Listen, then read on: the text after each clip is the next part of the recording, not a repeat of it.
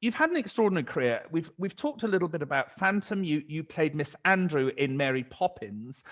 We heard you as Felicia, and you were magnificently horrible as Felicia in Witches of Eastwick. All of those shows ran a very long time. Now, people will obviously, you don't stay in a show for 30 years like Phantom has run, but you do quite long runs in the West End. What's it like? How do you stay fresh in a long run if you're doing 8 times a week? And we talk, Liz, a lot about the stress that places on your voice and your body to do 8 times a week, unlike opera singers who only do 2 or 3 a week. But particularly, it'd be interesting to get your views on staying fresh in a long run. Well, you have to be very good to yourself. You have to look after yourself. You have to watch your diet and take exercise and rest up as well. I mean, Phantom was a huge thing to do 8 times a week.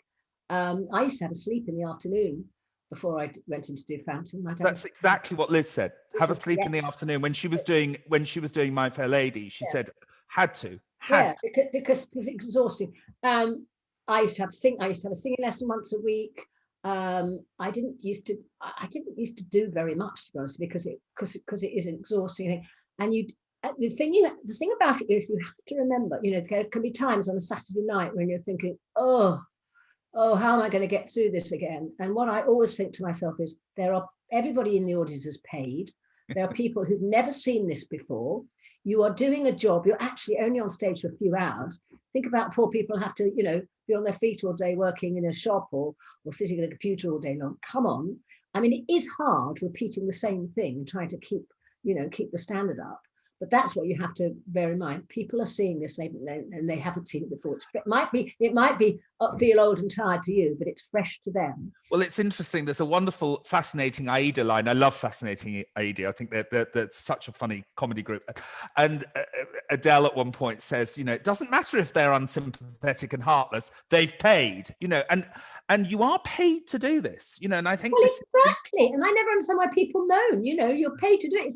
It's the best job in the world. It is the best job in the world, doing something that you love. If you love performing, love singing, and you're going on a stage and you're dressed up as you're playing somebody else into a big audience. There's nothing. The high of it is incredible. The buzz of it is fantastic. Yes.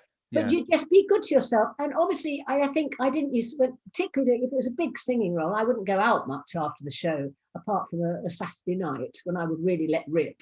And actually, I do remember when I was in a show one Saturday night, I thought, I went out and had quite a lot to drink because it was the end of the week. And I thought, day off. And on the Sunday morning, I was lying in bed and I got this phone call, the phone rang. I went, hello. And they said, this is the Royal Festival Hall here. We're doing an operatic concert tonight and our soprano's sick. Would you be able to come down and rehearse this morning and do the concert for us? Oh my I went, I think I said, how much? And they told me what the fee was.